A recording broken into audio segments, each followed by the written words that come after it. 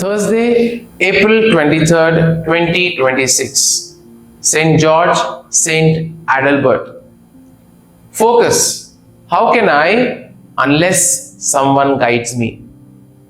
The conversion of the Ethiopian eunuch is a fascinating story that we read in the first reading. It shows that there are opportunities aplenty to bring people to Christ, but only if we are open to the Holy Spirit. There are so many people who need guides. These days, we may not be wrong to feel that we are in the end times. Yet, amid all the chaos the world over, including the increasing persecution of Christians, there is a bold and effective proclamation of the gospel. Now, as a result, many people are being converted to Christ, including some rather unlikely ones.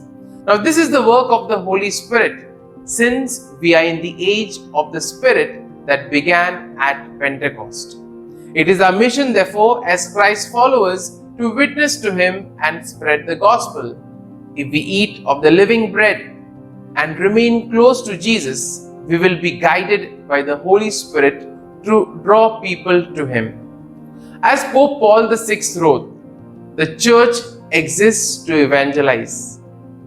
How beautiful upon the mountains are the feet of him who brings good news.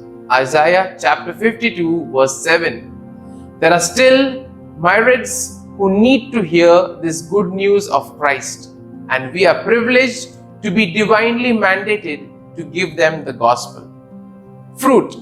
I will make it my goal to share the good news with at least one person each day, in a small or big way.